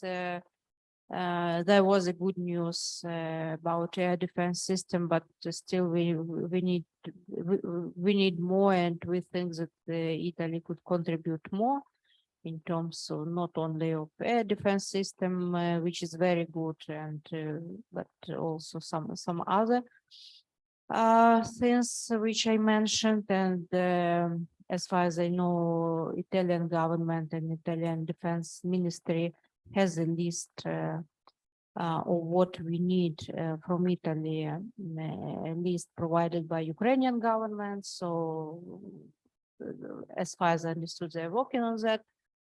The second point, we really hope that Italy would continue to support Ukraine on the EU track, because Italy was maybe the first among so-called old EU members who supported Ukraine's candidate status, and even though it was under like previous prime minister, previous government, but we hope that there would be continuation of that. And there was even like magic train, you know, as we name it, from Poland to Ukraine, with Italian Prime Minister, German Chancellor, and French President, and reportedly during this trip, President Macron and Italian Prime Minister actually persuaded German Chancellor Scholz. In the but that was so the role of Italy in terms of providing grant and Ukraine candidate status is perceived in Ukraine is very high. And also I would like to mention that according to our to the recent opinion polls which we commissioned as a think tank, current Italian Prime Minister Meloni, she has maybe not the highest trust among Ukrainians, because there was a question about the trust to different foreign leaders, and so she has around like 40%, but she's quite new, so not all of Ukrainian people know her, but she has like 0-point distrust. So it's also important, you know, and I think there would be a visit to Ukraine. And so I think we still have very good now possibility to establish very good relationship with current government as well. And third point, I think we would expect maybe less statements, public statements about the need of coming back to negotiation table right now, or restart negotiations right now, because we actually we think that Putin perceives those messages like quite in their own way, and those statements just like encourage him, you know, to terrorize Ukrainian people, to continue this bloody war. So they saw as mixed signals, not the right signals in the right time. So that's like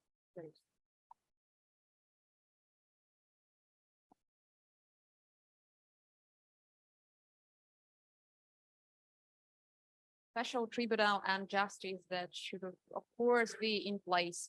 So of course it is not possible to ensure the justice within the ICC.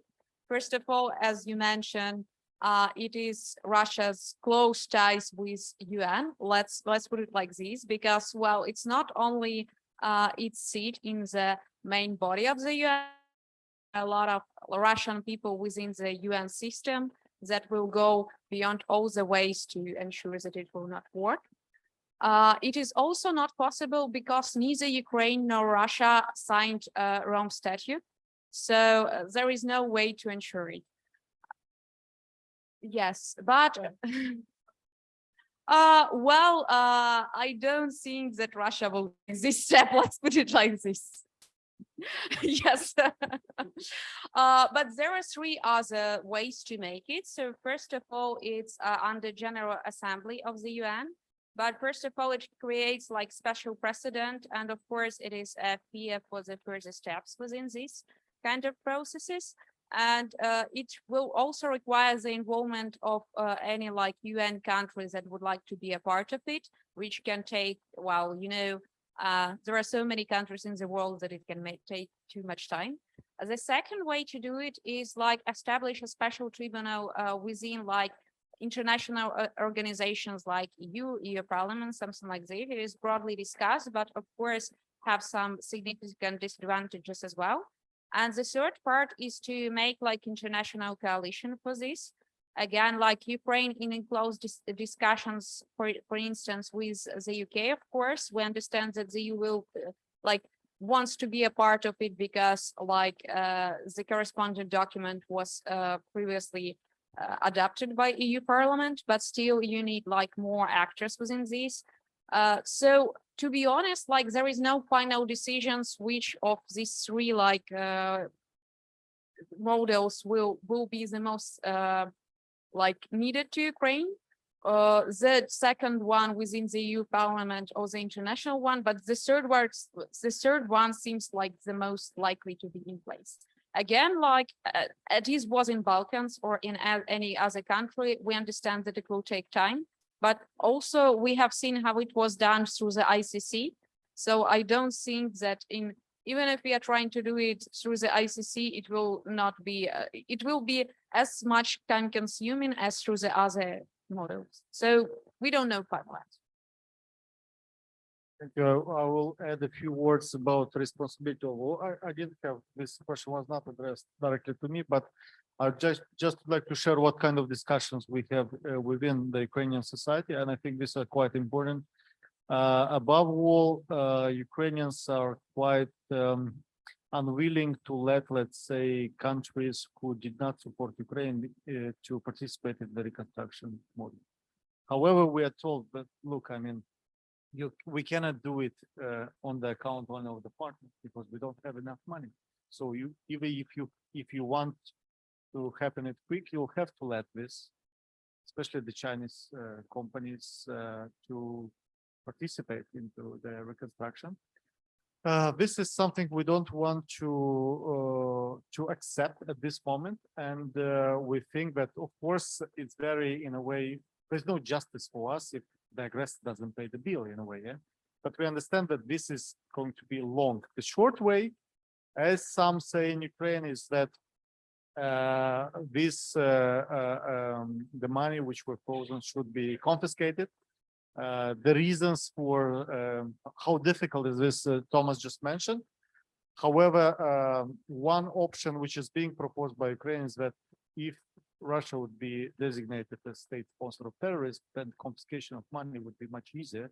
I don't know to what extent, legally speaking, this would entitle, I mean, countries who have Russian funds to confiscate it as a result of designating Russia as state sponsor of terrorism.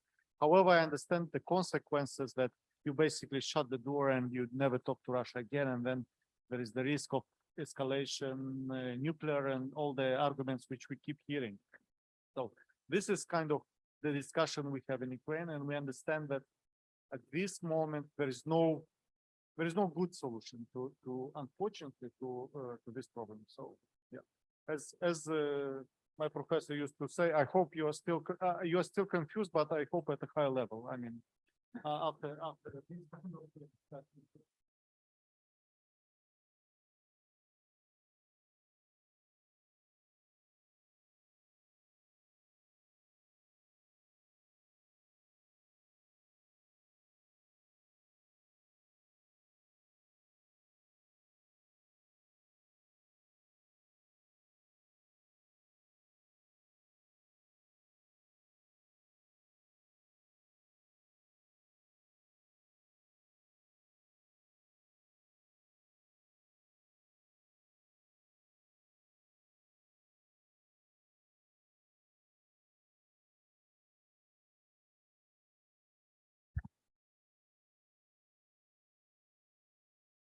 That I don't know. I simply have to say I can't answer that question.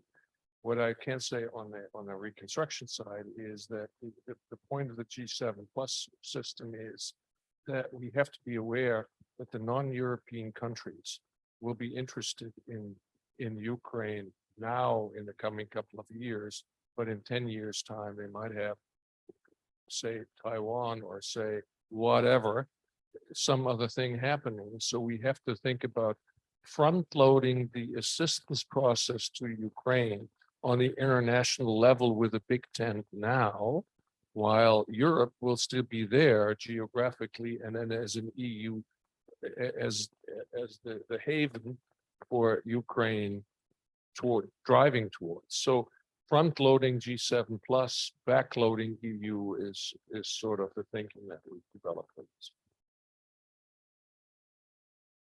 Listen, Natalie, to your question. So, if to try to draw, like, let's say, basic couple of scenarios from the best possible to the worst case scenario. So the best case scenario is Ukraine is receiving at least until summer receives enough number of, first of all, battle tanks plus long range missiles. And it will physically enable Ukraine not just to conduct operative local counteroffensive, but to launch, to start the large scale, let's say, counteroffensive. It does not necessarily mean that this large scale counteroffensive should be or will be or has actually to be finished until, let's say, the end of calendar year of 2023, but it should be visible that it has started by the end of the year. It has started and it has perspective and it has enough capacities, capabilities. Ukraine has enough trained resources. So no one, including inside Ukraine or outside Ukraine, so basically in Washington, as you report to the next presidential elections, have any doubt that this is going on and this has a perspective. This is the best case scenario. And in this case, how it will be linked from Ukraine, at least from Ukrainian perspective, it seems like that it will be an advantage for those who support Ukraine among American political elites. So it will play not only in favor of Biden himself or Democrats themselves, but mainly for keeping this bilateral unity in US, even in about Ukraine. I mean, about support of Ukraine, even in the light of upcoming elections. The medieval scenario, let's say, is that Ukraine receives all those capacities late. And this is the main risk Ukraine is trying militarily and diplomatically to avoid. Exactly because we have seen already the very clear signal that if even there is a decision tomorrow about so famous Leopard battle tanks, Germany, at least when it comes to their own arsenal, will have to, I don't know how to say it in English, to distract them like up to zero, and then to construct, to disassemble, and then to assemble, and to construct them like in order just to check if everything works well. So technically, it seems a paradox, but it will be like that at least with tanks which are possessed by Germany itself. We don't know if the same procedure will be with other tanks. It seems not, because Poland, for instance, is not going to spend 6 or 7 months for technically checking if every specific tank is ready for their warfare. So they will just send them back as soon as they receive. But this is the main risk, that Ukraine will receive the battle tanks, but will receive them too late.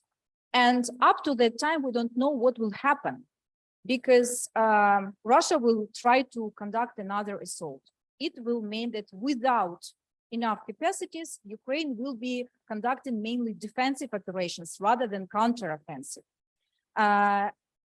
We don't know how Ukraine will be efficient or not without battle tanks, even with local counteroffensive operations, because with local counteroffensive perspectives, we are facing the problem with enough ammunition and projectiles, and long-range missiles will be needed to prevent Russians from, from breaking the defense line. So this is the medieval scenario when there will be, I would say, rather stable position on the front line, and there will be not enough capacities to start the large-scale counteroffensive. And here there will be both pro and contra to further more serious support of Ukraine when it comes to American discussion. And of course, that discussion will influence the position of both Democrats and Republicans and struggle between them and the issue of Ukrainian and Russian war. And the worst scenario is that there is no capacities even until the year 2023. It will mean that most probably in this case, Ukraine simply doesn't have enough weapons to conduct any counteroffensive. The priority number one then will be to keep the current already existing front line. And here we comes to the biggest risk that in this case, if there is no consensus or compromise about battle tanks and long-range missiles among our partners, and Ukraine doesn't receive them, then the issue of talks at the cost of territorial concessions might arise again. And that's the worst case scenario for Ukraine. For those reasons, specific reasons, Ukraine diplomatically, militarily are doing their best to receive capabilities, to have at least specific perspective that this large scale counteroffensive is launched, is started in 2023.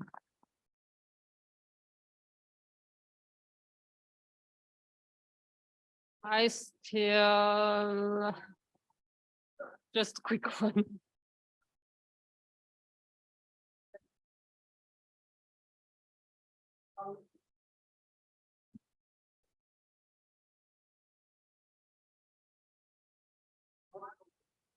There is no election. In Russia, the same situation, by the way. If there is a martial law on certain part of the Russian Federation territory, they can not conduct federal elections. And Russia now considers a part of Ukraine to be a part of Russia. So basically Putin, if he will be healthy and alive and in place up to 2024, right? Also, yeah. Then he can easily use this for constitutional explanation why Russia is not going to have even formal elections. Yeah. Yeah. Okay. Thank you. I still want to end this conference in an optimistic note. Just an incoming news from Wall Street Journal. The Biden administration is leaning towards sending a significant number of Abrams tanks to Ukraine. And an announcement of the delivery could come this week. US officials said so. Let's hope the Leopard guy also will free Leopards. And let it be a victorious year for Ukraine. Thank you all for the participation.